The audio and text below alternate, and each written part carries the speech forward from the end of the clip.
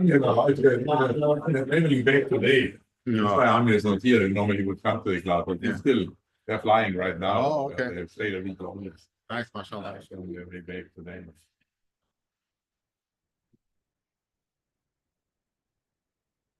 Waiting for everyone to get settled here, inshallah. We'll get started in a bit. Hi, assalamu alaikum. How are you?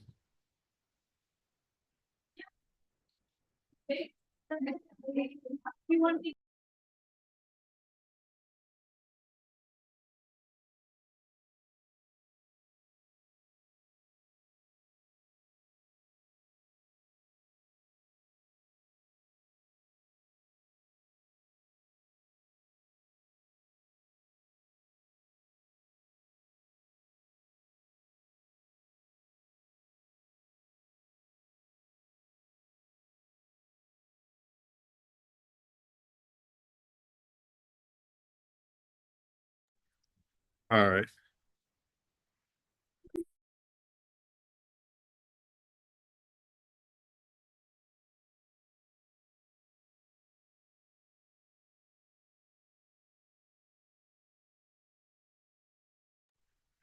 All right, inshallah, we'll get started here. All right. أعوذ بالله من الشيطان الرجيم بسم الله الرحمن الرحيم والصلاة والسلام على رسول الله وعلى آله وصحبه أجمعين اللهم ينفعنا بما علمتنا وعلمنا ما ينفعنا وزد علما لكريم رب العالمين اللهم نسألك علما نافعا ورزقا واسعا وشفاء لكل داء آمين رب العالمين. Assalamu alaikum wa rahmatullahi wa barakatuh. Inshallah, all of you are doing well, those who are online and those who are here. Those are previous class here, so it's waiting for everyone to settle down before we get started here. Let me see. Give them some chance. All righty. Yep. All right. Inshallah, we're going to be starting our first class or our first series session on the rise of Salauddin Al-Ayyubi, rahimahullah, and how he came about, and some of the history before that led up to that, if you will. So today, inshallah, we're going to go over a lot of just review of stuff that came on before he came to power. So I want to go really quick. Oh, this is the word. Sorry. Go really quick. Wanted to go over why a series on the life of Salauddin Al-Ayyubi. Let's start with that, because there's a lot of talk is that why wouldn't you go over a class on the lives of the prophets? Why wouldn't you go a class of the lives of the Sahaba, right? So there's a lot of arguments, or at least a discussion where someone could bring up why go over Salauddin Al-Ayyubi. So first and foremost, if you look in the Quran, Allah subhanahu wa ta'ala gives us stories of people who are not prophets. So obviously you have the story of the companions of the cave. They're not prophets, but they're righteous, right? So Allah subhanahu wa ta'ala gives us a story so we could derive lessons from them. We have the story of Luqman alayhi salam, right? The majority of opinion that he was not a prophet, but we could derive lessons from him of what he did. So Allah subhanahu wa ta'ala gives us that story. We have the story of Dhul Qarnayn also, right? And also in Surah Kahf. Not a prophet, but a righteous leader, a military leader. Allah subhanahu wa ta'ala derives lessons for us in the Quran of that. So there's a lot of things that we could take from people who are not necessarily prophets or Sahaba, that you could still do it and derive lessons from those who are righteous and that the Ummah has declared of being righteous and being good, if you will. So we could take from their lives and of course benefit our own lives. The Prophet ﷺ mentioned in a hadith when Sa'd ibn Abi Waqqas he asked, "Oh ya Rasulullah, which people are the most tested and what most severely?" Those who are tested the most severely. The Prophet ﷺ said, they're the prophets, the next best, and then the next best. A man is put to trial according to his religion. If he is firm in his religion, then his trials will be more severe. And then the hadith goes on. So basically, the Prophet ﷺ talking about here that, of course, the messengers of the prophets are the highest, and after the next best. And the Ummah generally has considered this person, Salauddin Al-Ayyubi, his real name is Yusuf Ibn Ayyub, as being someone who has been something that's tried the most, and also a very righteous person in terms of the way that he handled his affairs. And so this is one of the reasons why we're taking this lesson. Number two, Allah subhanahu wa ta'ala says in Surah Ibrahim when he's talking to Musa alayhi salam and talking to the Bani Israel, which will be discovered, Allah subhanahu wa ta'ala tells Musa alayhi salam, وَذَكِّرْهُمْ بِأَيَامِ اللَّهِ, that remind them of the days of Allah subhanahu wa ta'ala. So they will be righteous, they will remember, they'll be grateful. To remembering history will have an impact on the present day community. So this is something that we're also doing, going over the history of these people, that Allah subhanahu wa ta'ala also tells his prophets to remind people of the days of Allah, the days that Allah subhanahu wa ta'ala has blessed the ummah, the days of Allah gave victory of the ummah, right? It's good for us to derive that, take lessons of it, and try to implement it in our lives. And so number 3, history repeats itself, very much so. We're human beings. One thing, if you read about history, it's always about a leader that comes in, takes over people's land, he either gets the throne, or his brother kills him, or his family kills him, and this kind of cycles over and over and over again. So if you kind of study your history, you'll kind of understand some lessons that, especially what we're going on today, it's very, very significant that what we're talking about today, especially what's going on in Palestine and what just happened in Syria, which always was a door leading to the opening of Palestine that we'll see what's in the times of Salauddin Al-Ayyubi later on. So we'll see that that's almost exactly what happened. The fall of Damascus, the fall of Aleppo, of Halab, and then coming into Jerusalem after that. The Crusaders pretty much didn't have much of a protection for Jerusalem after that. So we have the opening of Syria recently, right? Who knows what will happen after that? Inshallah ta'ala, the freedom of our brothers and sisters in Palestine. Okay. And then the lessons of the previous liberation of Palestine. So we look and see, what did he do to lead up to the victory of Palestine, which I just mentioned. So this is one of the reasons why we're going over his life and benefiting from it. I put these 3 books up there. Those are online, are not able to see this. This is what I'm basing my series off. This is Dr. Salabi. He has written numerous of history of books on the Prophet ﷺ, Abu Bakr, Umar, Ali, Uthman, and other individuals. And so he has a 3-book volume set here on Salauddin Al-Ayyubi, which you could buy on all the various online resources or bookstores that are local to us. And so a lot of what I'm going to be doing is following this book set here. So I just want to allude to that. It's always good for all of us to build our own library at home. Inshallah, will benefit. Put knowledge in your house. Someone's going to stumble on the book. Some kid, someone, yourself. So surround yourself with good stuff. You do it. So that's part of that, inshallah ta'ala. What are we going to cover today? So number 1, we're going to go over the history of the control of Jerusalem. So that's obviously the pinnacle. We're going to be talking about how Salauddin Al-Ayyubi was able to liberate Palestine. So I want to kind of go over how did Palestine change hands throughout history. A lot of you were here during the series on Bani Israel, and so we saw some of that. We're going to go over what is the world before Salauddin. Like, what happened? What led up to it? Who were the powers at that time? And just like when we go over the life of the Prophet ﷺ, we don't really start with his life immediately. We go all the way back to Ismail ﷺ, the building of the Kaaba, right? The Quraysh before that, and everything that leads up to his life. So we're going to be talking a lot about today are about the Crusaders, the Seljuk Empire, the Zengi Empire, or the Zengid dynasty. And then who were the Crusaders? Why were they initiated? Why did the Christianity have this what they call holy war initiated from? We just finished with the Jews, right? And they're Bani Israel. And, you know, one thing we have to keep our eye on a swivel, right? There's also the Christians out there that they have a lot of very, very bad history that they don't necessarily talk about a lot. And that is the Crusaders. And so how they massacred people left and right, even other Christians, and especially the Jews too. They killed a lot of Jews also. And of course, their main goal was Palestine, which are killing Muslims. So we're going to go into a lot of that history also and kind of hopefully take some lessons from that. So we make sure that we keep everything in our rearview mirror in terms of our enemies and those people in our history. So it's good to know that. Okay. So let's go really quick over the history of Palestine from the time of the Prophet sallallahu alaihi wasallam. So during the time of Prophet sallallahu, you have the Roman Empire. People call it the Byzantine Empire. They never call themselves the Byzantine Empire. If you brought that name up to them, they'll have no idea what you're talking about. It was later coined that. So we'll call it the Roman Empire. So they started in 63 before Common Era. That should be BE or BCE, sorry.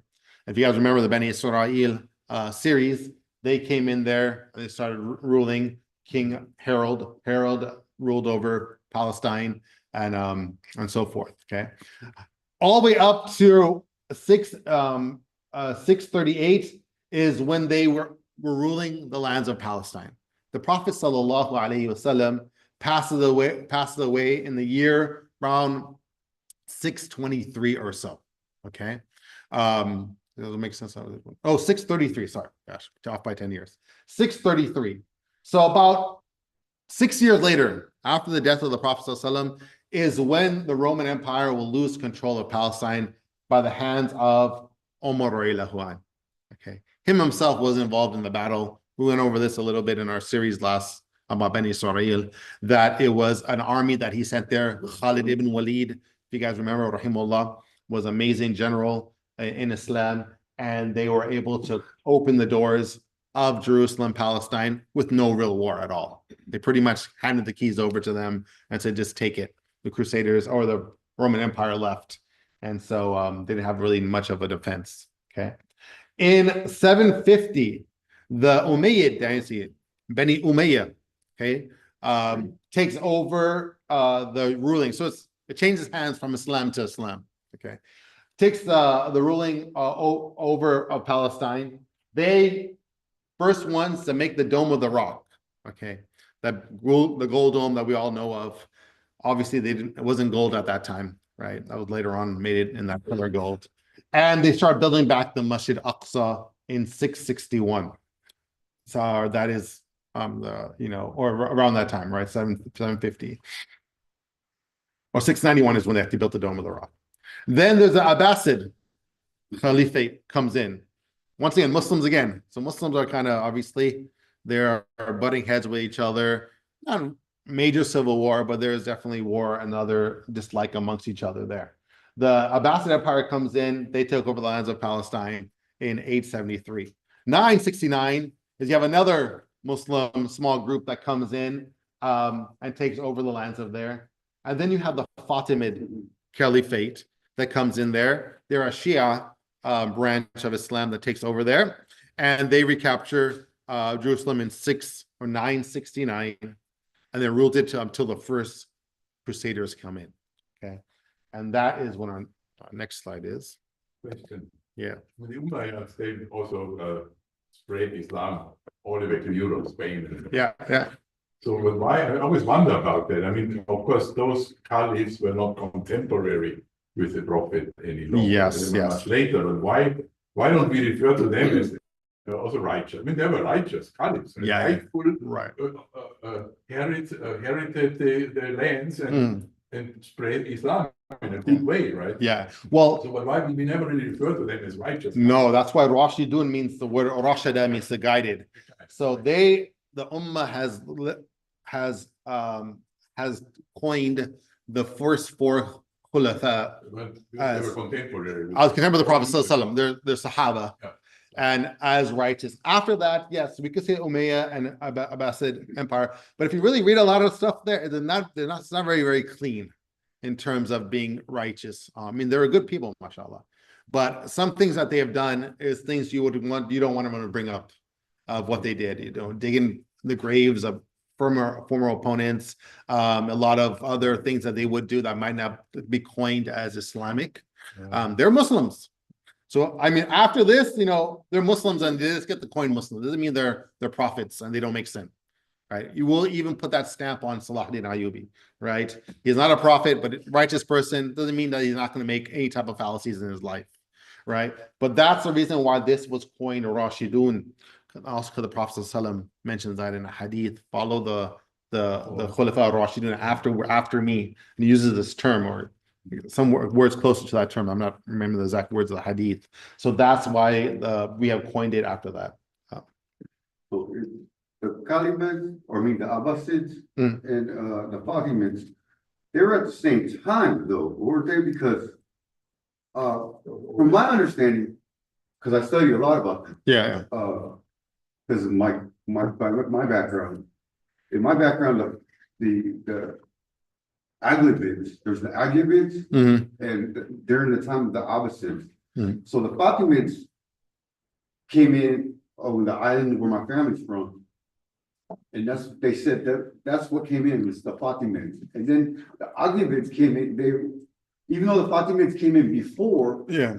the Ayyubids came back again later, and then they had the Khalidids, which were on the island of Sicily. So, Island of Sicily was ruled by Muslims. I'm not too sure which dynasty was ruling at that time. Different ones. That I'm not. This is just a Palestine. Okay, I Yeah. just want to know. Yeah. Okay, This was just I'm talking about just Palestine itself. what? Yeah. That's why I just want to know the date between the Abbasid and the Fatimids. That's Okay. why Yeah. I didn't know if. They were still around. This is just control of Palestine. Okay, that's- So the Abbasids were still there, That's what. but in terms of the holding of the control of Palestine, they lost it. Okay. Yeah, but they were definitely ruling other areas. Okay, cool. There you go. Yeah. That's why I just want. Okay, now I understand your question now. I think the Fatimids, they ruled in what is now modern day Iran much earlier Yeah. than those days. That's why they were overlapping with the Abbasid, but in different Okay, regions. yeah. But They're more. that time is just about who was ruling Palestine at that time. Right, that's all I'm saying. Yeah. And they were, With a much longer history back then. Yeah. and they had a lot more control of Egypt also, and that's what I said, North Africa there. Yeah. And then we go to 1099, 1078. Now this is where the Crusaders come in. This is where Christianity comes in. They conquer Palestine from the Fatimids. The Seljuks were there also, but the Fatimids had the control of Palestine at that time. So 1099, which is kind of easy number to hopefully remember. That's when the first crusade is established. We'll go into that in a bit, and they take Palestine. Okay, the Crusaders take over that Palestine at that time, and they make it more of a Christian holy site. They convert the Muslim lands, mosque and so forth, into churches and other things, if you will. And they rule that land from there until 1187. And that is where Salauddin comes in. Okay. Salauddin comes in at 1187. And his name was Yusuf ibn Ayyub, better known as Salauddin. Salah, everyone means like Hayla Salah, like we make in the Adhan, means like victory or success. And Deen means religion. So the victory of the religion got that title, Salauddin. Okay. That's a title. That's not his name, So anyone can get that title. Like this also, there's another individual called Nuruddin, the light of the Deen, of the religion. So Salauddin got that title because obviously he brought success and victory to the Ummah of Palestine. So he got the title Salah. But his real name is Yusuf, and his father's name was Ayyub. Defeated the Crusaders in the Battle of Hattin, which is not in Palestine. Once again, in more of the lands of, you could say, of Palestine, of northern Palestine, out of Jerusalem, and then moved down to capture Jerusalem afterwards. Okay, that was in 1187. They'll hold that until 1260, and there's another Muslim group that comes in called the Mamluks, and they take over. And it's 1260 to 1517, and then 1517 is when the Ottoman Empire comes, and they take it all the way to World War One. 1917. Okay, Ottoman Empire takes it for a very long time there. So, at least from the Ayyub Sultanate, or the Ayyub dynasty, which is Salauddin's family, it just kind of changes hands from the Muslims until the creation of the state of Israel, which we talked about in our previous series in 1948. Okay. So that's kind of a little bit understanding where we at. So we're mainly going to be talking about this right here. We're not going to get to the Mamluks in this series. Salauddin passes away before 1260, so we won't get into all the other crusades and it happens because the Crusaders, after losing it in 1187, they try up to 9 more crusades. So there's 9 total crusades. This was the first. So the second one they do against Salauddin, and then they do a 3rd, 4th, 5th, 6th, and go up to 9. And they take it back Palestine for a brief time on, I think it's a 6th crusade that they take for a brief time, and then it's taken back. So it's like for 10 years they have it. So that's why you don't really see it here on the map here. It wasn't a very long time. A lot of dates, a lot of things. I know it might be a little confusing. But. So let's look at the world of before Salauddin Al-Ayyubi. Okay, so we're talking about 1000 to 1200, around there. Okay, so we have the Seljuk Empire, that is a Muslim empire. Seljuks are ethnically Turks, and they're from Central Asia. Okay, so kind of those, like if you look at Afghan people and people from Uzbekistan, look Asian, but then kind of like Arab kind of also, traits, if you will, but not like Chinese or Japanese to extent. But so they go and they conquer, they start off small and then they expand. They expand because of the if you go back here, I have my button here. The Abbasid Empire here is falling apart in 878. So they were able to take over a majority of this. Is one time we won the first non-Arab Muslim empire that has expanded this far. The Abbasids are Arabs, the Umayyads are Arabs, if you will, right? So they come on the scene. Alhamdulillah, there's Sunni Muslims and so forth, but nonetheless, they take over Baghdad, Damascus, go down Mecca, Medina, all the way Afghanistan, Samarkand, Bukhara, which is the Uzbekistan area, Azerbaijan, those areas, and of course, present-day Turkey. They come close to Constantinople, which is modern-day Istanbul. They really want to get Istanbul really much. That's because that is the center of the Eastern Orthodox Christian empire, what people call it the Byzantine Empire. Like I mentioned, is a name that they don't really go by. They'll call it the Roman Empire. So they really want Constantinople, right? And so they're really fighting to try to get, that's why the arrow's there. But they also take over Damascus and Jerusalem and other places, okay? You have the Fatimids down here. It's good to know them, because Salahuddin's going to have a big interaction with them, and that's kind of where he rises to power, is taking over from the leadership of the Fatimids in Egypt. That's where he starts off. And then he decides to move over to Palestine and other areas. Okay, so the Fatimids, like I mentioned, they're a Shia sect. They are ruling this area there. They're all the ones that built Azhar University, the one that initiated it. Seljuks are Muslims, are from Turkish background, or Turk background, right? Not present-day Turkey. Nothing to do with present-day Turkey. Okay. But that's where they ended up there. They're more, you said the Ottomans were Shia. They're Shia, yeah. Sunni Muslims. Yeah. But ethnicity, they're not Arab, but they are from the. So this is kind of what he grows up in, okay? There's two yellows, but the ones in Europe, they're the Byzantine Empire. Yeah, so these are Christians in the orange. Over here? Yeah. I don't think that's supposed to be yellow.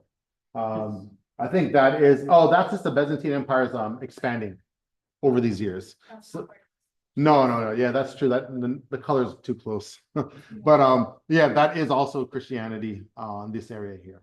Okay. So Seljuks, we got to know a lot about them, and you got to know about the Zengid dynasty if you're really going to understand Salahuddin. So the Seljuk Empire, 1037 to 1308. Origins are from Central Asia, Western Turkic people. Spanned an area of 3.9 million kilometers. It was massive. Okay, this is a map of them.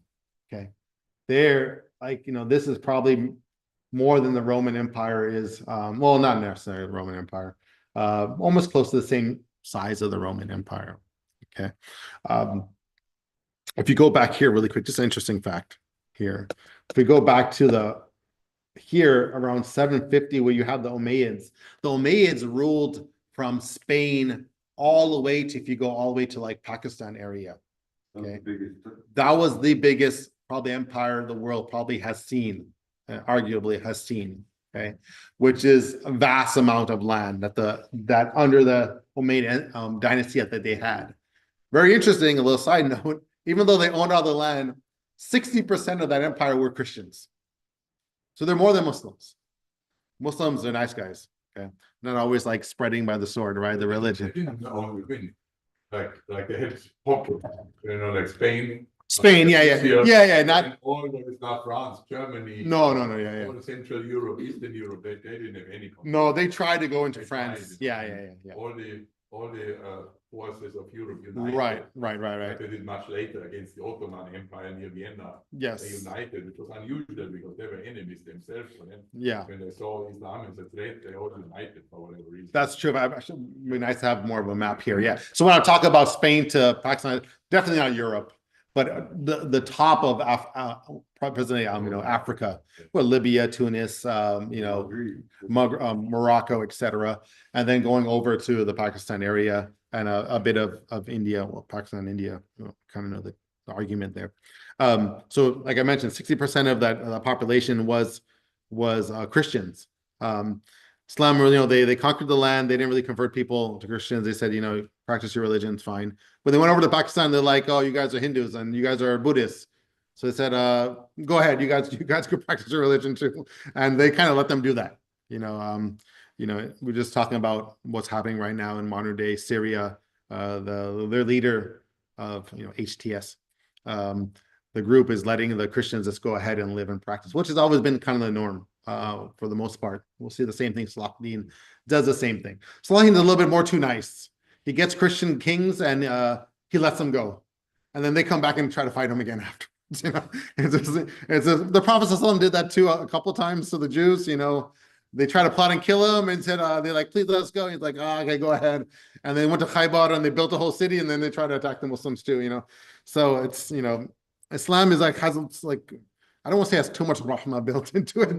I think there was an immediate revelation even sent down in the part of the Quran, right? When a prophet did that, and I think he was like, oh, that's he told him, say, well, man, the Battle of Badr. Nice. Yeah, the Battle of Badr to kill the prisoners, not to ransom them for money. I think it's a lot of honor. That's what it is. It's the chauvinism. Yeah. That stuff is not really here. Chivalry, that type of stuff is gone. Everyone else is cutting heads and limbs and children, women, and other things. And so anyhow, so that spans almost 3.9 million kilometers, 1.5 million square miles. That's a lot of things. You have this Zangid dynasty. Now, this is where Salauddin interacts a lot with this dynasty also.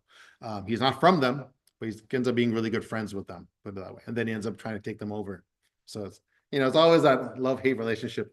So initially they govern under the Seljuks. So they have their own government, but they report back to the Seljuks. Okay. So following the demise of the Seljuk dynasty in 1194, the Zangid persisted over several decades as a Seljuk successor state. Okay. So as the Seljuks are declining, they still have power over them. They report back to them. And one main guy that they have, the main leader, is Imad ad-Din az-Zanki, okay, who was the first ruler of the dynasty over the lands of Mosul, Aleppo, which is Halab in Syria, Hama, you probably heard about them because that was the land that was freed recently from the Syrian army, and Edessa. Edessa is a Christian province called Edessa, which it's in present-day Turkey. So we talked about this whole area here, and too much, sorry. The most area, this is the Seljuk Empire. So around here is where the Zangid dynasty kind of takes over. They start getting popular there. And it's good to know that because Salauddin is going to interact with them a lot. This is in a little bit shaded like orange lines. It's because the Seljuks are trying to get mixed into the Roman Empire and take Constantinople. So they're really focused on trying to get Constantinople. That was like their main dream in their life, and they're really focusing on that. And so there's a lot of intermixing about this area here. Okay. Then you have the Zangid dynasty, which they are. I had this little thing there. So they're the ones that take over this land. So this shows you a little bit more. They're over in this land here. That's kind of like a picture of like how this Turkish people kind of looked like. Okay, so a lot of times when you look at you think about Muslims, you think all the Arabs and all that's how it kind of works. But they're the ones that were kind of ruling the land at that time, if you were there. Okay, and so this is all the other lands of the Seljuks. The Fatimans are still there to an extent, and this is where the Zangid dynasty is kind of ruling, that dark orange color there. Okay. What else is going on in the world at that time? Well, you have the Christians. The Christians have this thing called the Great Schism in 1054. The Great Schism is a breaking up of the Roman Empire between a thing called Catholics and Eastern Orthodox, not Protestants. That's going to come later in the 16th century. So this purple area is what you call the Catholic Christian sect, if you will. Later on they go into Latin America, a thing called, the what is it called? The conquistadors. So they're like, they have this Inquisition where they pretty much make a lot of Latinos, El Salvador, the other places, Brazil, Catholic. Basically, if you don't come Catholic, they're going to kill you, pretty much. They did the same thing to the Philippines, right? So we have a bunch of Filipinos with Mendez and, these Spanish last names. How do they get those last names, right? So it's interesting. But anyhow, they're in the purple here, okay? The yellow is the Eastern Orthodox. So they split the Roman Empire, okay? The capital of the Eastern Orthodox is Constantinople. They hold on to that. And of course, Rome is kind of like the capital of the Catholic. And this is where the Pope gets initiated. Okay. And the Pope becomes a person that is one of their main leaders religiously and also politically. And he's the one that's going to start saying that, we need to wage a holy war. All the Christians in this whole area unite to free the lands of the Muslims in Palestine. Okay. So this is good to know this, right? Because you're going to see a little battle between the Christians, between the Catholics and the Eastern Orthodox, and that's going to play a part in the Crusaders also. So we'll get to that point also. So it's good to kind of know these maps here. Okay, so what initiated the Crusades, right? Why did the Pope finally say one day, they said, all the Christians in this kingdom, in that purple kingdom that you saw there, we all need you to unite, and you need to go over to Palestine and fight the Muslims and free the land. Okay, they truly, really believe that was their holy land, and they need to be into Christian hands. So, number one, Muslim control of Jerusalem disrupted the Christians' pilgrims going in there. So the Seljuks had a little policy where they weren't allowing Christians to come down to pilgrimage to Palestine. Whatever the reason, I don't know if it was all the time or a certain time, whatever. It was enough to make the Pope mad that we need to stop this. Okay. Christians saw the Holy Land, Jerusalem, as essential to their faith and believed it should be under Christian control. Right. So a really big point today when we're seeing what the Israelis and the Zionists are doing to Christians in Palestine. I don't think modern Christians around in our neighborhoods even know what's going on. I don't know if they really care. I don't know if they see them as the same as their brother or not. That's another thing. Okay. But at least here they said, you know what? He united them, the Catholics. Now we need to go and we need to get this under our control. This is our holy land. Because the church of where Jesus, peace be upon him, was sacrificing, or where you led in there, was also the place where they found very holy, and they wanted to go back in there. Religious devotion and believing that the Pope said, if you go there, guess what? Your sins will be wiped away. And guess kind of like how we say, we have this in Islam, if you're martyred, then you'll get heaven. So they also spur that up in this type of dialogue. He had a meeting, right? Where you got all the leaders together and said, you know what, spread this message to all your communities that we need an army to go down and free Palestine, pretty much. Okay.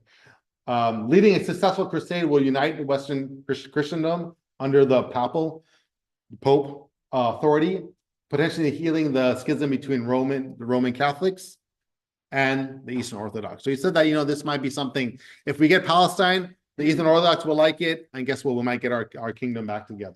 Okay.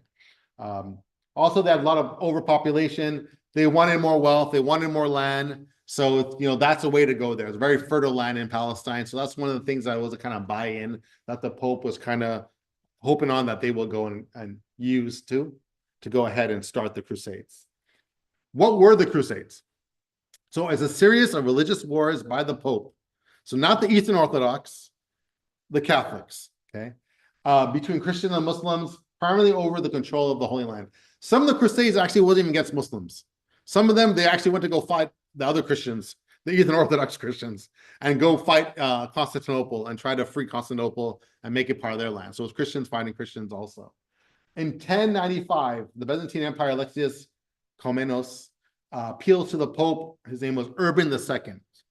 His name is kind of famous, for military assistance against the Seljuk Turks. So the Byzantine Empire, that's the Eastern Orthodox one, tells the Pope, can you send an army to help us fight the Seljuks? Because they're coming close. They're Muslims, they're our enemy, or we're the common enemy amongst us, right? And they're advancing to Anatolia, which is present-day Turkey, and threatening Constantinople, okay? Then he has this council, the Council of Clermont, not Clermont here, right? But Clermont in Italy, and was it France, right? In France, and in November 1095, where he tells everyone, gets all the leaders from different areas, Germany and area this around there, Italy and so forth, go back to the communities. We need to wage a holy war. We need people to start joining in. It works. People go back and say, guess what? You're going to get land. And a lot of the common people, the peasants in these areas, all went and say, not all went, but a good amount of them went. Of course, they got killed really easy because they're not trained, right? And then the higher class went also, and that kind of led the first crusades and the taking of Palestine. Okay. So that's what these crusades are about. The Eastern Orthodox didn't really participate. So I'm going to go back again. Let's go back to that. So the Eastern Orthodox is a yellow-orange, if you will, right? They didn't really participate with the Catholics. Why wasn't that for? Because the Seljuk Turks kept on trying to take Constantinople, so they have to focus on that. So that's a big issue for them. Okay, the loss of Anatolia on the Battle of Manzikert, the good chunk of Turkey they lost, and that really set them back. So when they heard the Crusades were happening, we're like, we got our butts kicked, right? We can't really help you right now, and also we don't see eye to eye to you in the first place. Remember the Great Schism? We kind of don't like you guys also. So you guys do your thing. We're not going to really participate. We're kind of keeping an eye on you because we have a feeling you might come and try to take our land also. So they have their eye on them, okay? Constantinople, now Jerusalem, was their spiritual, political heart of the world. For the Eastern Orthodox, Constantinople was really important. Hagia Sophia, that area there in Istanbul, right? That was their religious central area that they thought was had some spiritual benefit for them. And some other things that they saw, we mentioned here. So they was more of a Catholic initiation. Okay. Going really quick, we're not going to go over all these things. But the first Crusades, 1096 to 1099, initiated by Pope Urban II, we just mentioned him, it worked well. They went down to Palestine. They caught the Seljuks off guard. They're like, wow, these guys are really serious. They actually got an army together. And they took over and they defeated them and took over Palestine. So that was the first Crusades that happened there. And what they did, they made Crusader states. They made 4 states and they started ruling in that area. And we'll go over that in a bit. The Second Crusade, that was in 1147. This is after Salauddin defeated the Crusaders, took over Palestine. The Pope said, we need a second crusade. We need to go back and take it out from the lands of the Muslims. And so that wasn't successful. Salauddin was able to fight them off. Salauddin is not really alive for the third one. They try also to, he was alive for the third one, sorry, not the fourth one. They try again, another crusade in 1187, right? Richard the Lionheart, some of these big names here from of the battles of Frederick Barbarossa, German leader at that time, the French leader, Philip II, Philip I. You have these empires, not say great, emperors from these lands of England, France, Germany, all come down to try to fight against Salauddin, and guess what? They're not successful, right? They're not able to take. I was sleeping in the river. Yeah. That's your German friend. Yes, that he died of a heart attack or died from 4 feet of water or something. We'll get to that. That's a good story to learn. But anyhow, Allah humiliates these people, right? And then there's a fourth one that happens there. I'm not going to go over all the details there. We won't cover this. We'll only get up to this one here. Then there's a fifth, a sixth, a seventh, eighth, and a ninth, all the way up to 1272. After that, the Christians don't even try to take over the lands of Palestine anymore. Okay, the Ottoman Empire is there, and they kind of just defend it off, and they don't even think about it anymore. But you can see this is a big thing. We're talking about Zionism today. We're talking about lands of Palestine, but the Christians are like a lot of attempts, and they killed a lot of people, like women, children, Jews, other Christians, like I mentioned, and really for this, trying to get this land and doing other things that they did. So there's a lot to say about these things. We're not studying all of the Crusades, but just probably the first, second, and third. So when Salauddin, is that how you say it? Yep. Mhm. What is he in the Crusades? So he will, between these two, he takes over Palestine, like somewhere here, 1187. Okay. And then, 1187? no, it can't be 1187. Wait, No, the it was 1187. between the second and third, wasn't it? Yeah, it had to be between nine, because it says 11. Yeah, sorry, yeah. 1187. Yeah, so he's over here, sorry. He's between here, sorry, I pointed the wrong way. So he's between the second and the third there, and then he ends up fighting between these two there. He's not alive until the fourth one there. So we won't go into the fourth one there. I just wanted to kind of show how the Christians, how many, at least the Catholics, how many operational campaigns that they do to free this land and how much people they killed, which is a history that Christendom doesn't really talk about today at all. But it's something that we should know of. Who were the Crusaders? So Crusaders were French, right? They have people from France that join in there. Okay. You have those of the Roman Empire. You have, which is Germany, Austria, Switzerland, and Northern Italy. Okay. A lot of Germans were part of this. Okay. Germany, what do they call it? Wasn't called German at that time there, right? They were one of the main warriors. They're very strong people. Look at Brother Johann, mashallah, how he's built. The Holy Roman Empire, German nation. Yeah. So the Germans went up, they went up and they took over a lot of, the people call them the Vikings. So the Vikings were German. They didn't call themselves Vikings. That was the name that came later on. But, they took a lot of Norway, Sweden, and then they worked themselves over to England. Have you ever heard the song, the London Bridge is falling down? Those were the Normans, right? Which are the Germans, or Vikings. And then they came into France. They keep going, right? And so they fell on they were Catholics also, and they're strong warriors. They were called Norsemen, and then became Norsemen, and then they became Normans. The people's, their let's call it their pronunciation of the word turns into the word Norman. So Normans are Germans, and so there were a lot of the warriors that the Pope used a lot for them to fight in the Crusaders and against the Muslims in Spain also. They were sent to Spain to fight against the Muslim rule in Spain. I was actually part of the Crusades also. Sicily, yeah, the Normans came into Sicily, and they're the one that took over the Muslim rule in Sicily also. So they're a main part of the Crusaders. England was part of that also, not as much because they're really far away. If you think about it, it's a lot to remember. They don't have planes and on aircraft carriers. They're walking through fields, on horses and whatever they might be. It's a long. So I don't know how they did that. That's the whole. They marched for so long and then they fought. Yeah. How did they do all that? And there's like thousands of miles away from their home. Yeah. I don't know how that's just amazing. Italy, of course, and then Spain and Portugal had its own crusade, and they sent some people also to fight. So there's something called the Templars. I'm gonna go over the Templars after the first Crusades because it's good to know them also, because they did a lot of nasty stuff also. So it's good to understand the Crusaders and the Templars. The Templars was in the Crusader army, but they were kind of excommunicated because they were doing other things. They're supposed to be like the elite guys that go and A different rank of knights and stuff like this. There's like a distinct branch with the Freemasons. Yeah. Freemasons are interesting. the Knights Templar actually dispersed into other groups, Yeah. and today they would be like modern day Knights of Columbus, things like that. Those biker groups and stuff like that. That's what they Yeah. they originated as Knights Templar, and then throughout the years they turned into other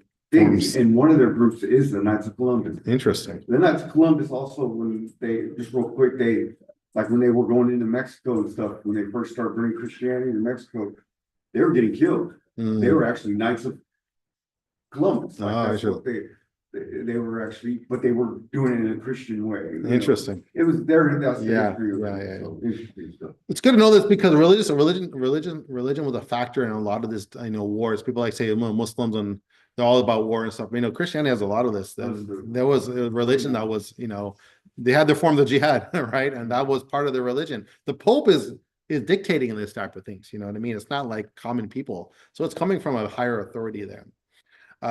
Talk a little about the First Crusades, and we'll end on this, and we're not even get to Salauddin. He's going to come up a little bit tomorrow.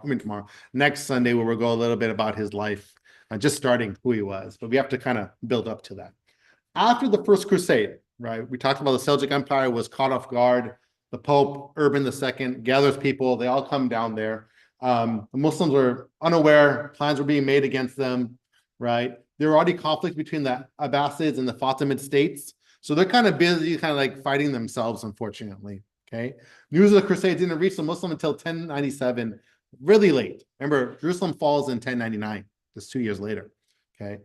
They capture the city of Anatok, which is a big city. Yeah, Anatok, yeah, was a big city in southern Turkey, northern Syria in modern day, which was a stronghold in 1097. And then they captured Jerusalem in 1099 from the Fatimid control. July 15th, 1099, they captured the city, massacred many Muslims and Jewish individuals that were in the city itself, right? And they took over the lands there, and they made it back into Christian hands there.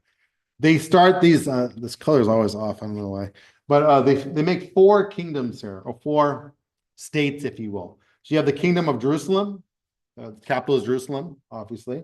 The county of Tripoli, Torablis, right? And they have the Principality of Anatok, this area here, and then the county of Edessa. Okay, so they come in over, right? They come all the way over from, like from Rome area, right? They go through the Eastern Orthodox, Christians don't even touch them. They're like, go ahead, guys, walk through, and they take over land over this area here, which is, with the Seljuk Empire is controlling. Okay, so it's much, separated from the Roman Empire. From Rome itself, right? So you can see a problem with that. They're kind of, how are you going to control this when they're over here, right? But it's big that they established these 4 counties here, and they're very important to know because Salauddin is going to take one by one and taking them slowly until he gets down to Jerusalem. So it's good to understand what's kind of going on. All this is still Muslim rule, but it's so big land, not like you have an army in every single city here. It's mostly barren land. No one's living there, Oh, sorry, were you done? No, go ahead. Are we gonna get more into about the Fatimids and like how Salauddin Al-Ayyubi basically like slaughtered them? Like he was a staunch enemy of them. You didn't know that? Who's our say again? The Fatimids and Fatimids, yeah. They went back and forth, and they had 100%, yeah. He basically slaughtered them. Are we gonna get more into detail? 100%, yeah. Yeah. Well, that's when he excited to learn. Yeah. That's where he starts up getting his fame and his powers through in Egypt, and then working through the Fatimid Empire. They were a Shia group, and like he was a staunch enemy of them. Yeah. So Antioch, Tripoli, Jerusalem, Edessa. It's good to understand that the Crusaders, Christians, they take over this area here and they start ruling there. These are the cities that they have there. Okay, we'll stop here, inshallah ta'ala, before we go anywhere else, because I want to talk a little bit more about the First Crusades next week, and then that will lead to understanding what's happening with the Fatimid Empire, the Seljuks, and how Salauddin, who really wasn't part of the military class growing up. He wanted to be a scholar. He was studying and so forth, and he kind of got pulled into this. And later on, he kind of spurred over that, if you will. So we'll stop here. I didn't actually know how far I was going to get, and I was off by 10 minutes, but anyhow, nonetheless. And then so next week, inshallah ta'ala, we'll talk about a little bit more about the First Crusades. We'll go into the Second Crusade, and then talk about Salauddin, where he was born, where did he grow up, and how he got rise to at least his first position as being one of the leaders in this area over here, and then going over to Egypt, inshallah ta'ala. We'll go there. Brother, I have a question. Yeah. It is out of the context. It's not related to this, but regarding Sa'd bin Abi Waqqas. Sa'd bin Abi Waqqas, yeah. Okay. Now couldn't comprehend that. How could he go to China? Because we went to China and we saw his mazar there, you Yeah. know, and we saw the Masjid of Sahabe and all those things there. And I was just wondering that did he come back? Because there they have his, what is it, mazar Yeah, it's and great. all those things. So did he come back to, you know, Arabia? Did he I don't come know. back to- I don't know where he was born. I don't know if is that his grave? Is his grave there? Yeah, that's what Okay. they say. I need to look that up. It could be, you know, I mean, the Sahaba spread all, and the Tabi'in on the generation after that, they spread all through the different lands. Yeah. Yeah, that always gets me. These armies, how they just, you know, walk down these areas here. The Crusades, you know, came all the way down, all the way from Rome. You know, and they had boats too, but nonetheless, you know, they're walking all through here. I would think most people would die on the way there. A lot did, 100%. Yeah. Maybe it's wrong, right? Yeah, I mean, A lot did actually. I mean, I don't know the exact statistics, It's but I think just- you're probably talking the order of 50%. could be a lot, That yeah. that started in, Yeah. say, Germany, Yeah. somewhere, started marching. I mean, there were diseases, there were fatigue, there were a lot of, maybe even infighting, maybe they killed each other on the way, Yeah. or being some drunk stupor or whatever. you know. And I also don't know, they left their families and I they think I probably would never say- to return I back. read somewhere, it's probably about half or Probably less died. Yeah, arrived to fight for the actual cause. You know, yeah. most of them just died on the way. Oh, sorry, were you gonna say something? No. Okay, I just want to point out also, like, even the fact that, you know, he mentions that, you know, half of them died on the way. It's like, that shows dedication regardless of what religion you are, because in those days, they were much more devout than obviously today's Christians. I think- Like, it's I not think even- they're also motivated because of wealth. I mean, they're not Oh, fighting yeah. just for, they're gonna get land. Land, yeah. Yeah, you'll get there, you'll get money, you'll take spoils of war. Also, the thing is differently, if we all live, alhamdulillah, most of us live pretty comfortable, right? So, Mhm. Yeah. but these guys, I mean, Europe in that time, which is also referred to as dark ages. Yeah. I mean, most of the thing like now, Europe and USA, we are like a country supposed to be Superpower, yeah. developed. Most of the people live in a decent middle class. Yeah. I mean, back then you had very few, less than 1% guys that lived comfortably, and the rest was like, they had nothing to lose. Yeah, Leaving interesting. their places. It's- They had yeah. nothing to lose. Yeah. That's why I kind of put on this, Walking. on the slide where it says what triggered the Crusades initiated. A lot of them, like, you know, it was overpopulation in these small cities, the work. That is thing called the feudal system, where if you understand the feudal system, it's like almost a caste system. You know, a lot of them are peasants and they're not gonna, yeah, they have knights, yeah. It's almost like a checkered board, I mean, a chessboard. And so those pawns, if you will, those peasants, they will be farmers forever. And if you want to move up, you go on one of these battles here, you get some wealth, and now you can move up the echelons of society. You know, it's not like you get a degree in engineering or something, now you could be someone now. But so yeah, I think, yeah, it's interesting how they what would spur someone to leave their home and walk all the way over here, probably never see your family again. You know, and then start over. If you have a child, you probably won't see them again. I don't know. It's interesting. How do you be a dad or a mom, or well, moms to go there, but maybe we're too spoiled. We care for our kids so much. Rare for a few when they made it back to their family. Yeah. Some people did go back and leave again, and, you know. Yeah, multiple, Frank Barbosa goes multiple times on these crusades, you know, from Germany area, you know, he's coming down, he goes like 2 or 3 times, you know, finally dies at 60 or something like that in the river. But, you know, they're just gung-ho about land and, you know, and prestige. And so it could be obviously religion's part of it. So, yeah, some of them. Anyhow, so that's kind of intro, inshallah ta'ala. So next week we'll have the second session. We'll build on what we kind of went over today. At least we have a background of what's going on. The Salauddin shows up, about the split of Christianity, the first Crusades happen, the loss of Palestine, the Fatimid dynasty, and the Seljuks, and they're not seeing eye to eye. So he's kind of born in all this kind of mayhem that's kind of going on. So go. I'm really excited. Yeah, me too. No, it would be very good. Yeah, it's gonna take a while. There's 3 volumes here, so we're gonna take a while. We barely got to page 80. These are volumes. These are volumes that Dr. Salabi, Yeah. may Allah bless him, he has like, I was on book 2 and I was looking and then I see 1, Yeah. 2, 3. yeah, I started off the class talking about this this set here that a lot of us, Dr. Ali said. Structures that you have given are also in this, or? I'm taking a lot from this, and then the previous ones are taken from a book by Tariq Suidan called Palestine Yesterday, Today, and Tomorrow. That was one of the main books I used. And then amongst course, Quran, and obviously from many Surah verses. And then a lot of other, there is a course that I took on Christianity and the Jews through the of Palestine, which it was an online lecture set that I went through from a PhD lady that's a PhD in this. So I took a lot from that also. So there's a lot that there's also a great lecture set for if you guys want to go and listen to. If you're really into this, Dr. Roy Casagrande. I don't know if you guys heard of him. Yeah, put him in YouTube. He almost sounds like he talks like a Muslim. I don't know if he is Muslim. He's a professor in Austin, Texas, and he's done a great amount about lecture set on Salauddin. I mean, he's not talking about as a Muslim perspective, just history. Yeah. But looks like he favors a lot about the Muslim opinion. You know, he really loves Salauddin, and he does a great. I was just listening on the way over here, but it's a great another source that you could use amongst other things out there. Yeah. How long do you think this course?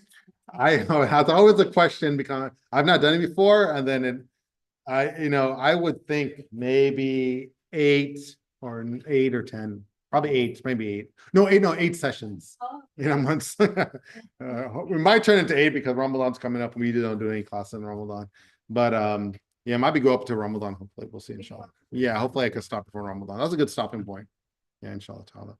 So mid March. I think the beginning of March, if not end of February, somewhere like that. Yeah. طيب إن شاء الله. All right, we'll make dua then. We ask Allah subhanahu wa ta'ala, Ya Rahman Ar-Rahim, Anta salam, wa minka salam, tabarakta ya dhul jalali ikram. Allahumma salli wa sallam ala nabiyyina Muhammad, sallallahu alayhi wa sallam. Ya Rahman Ar-Rahim, Ya Ghafoor. We ask you to forgive us for our wrongdoings. Oh Allah subhanahu wa ta'ala, we ask you to help us to learn from our predecessors. Allah subhanahu wa ta'ala, help us free the lands of Palestine and our brothers and sisters that are oppressed anywhere in the world. Ya Kareem, Ya Rabbil Alameen. Oh Allah subhanahu wa ta'ala, we make this class a proof for us in Yawm al-Qiyamah and not a proof against us. Oh Allah subhanahu wa ta'ala, we ask forgiveness for our wrongdoings, protect our families and keep us guided. Subhana rabbika rabbil izzati amma yasifun wa salamun mursaleen walhamdulillahi rabbil alameen. May Allah bless all of you. We'll see you next Sunday. Assalamu alaikum wa rahmatullahi wa barakatuh. Thank you, brother. You're welcome. I'm glad you're back in class.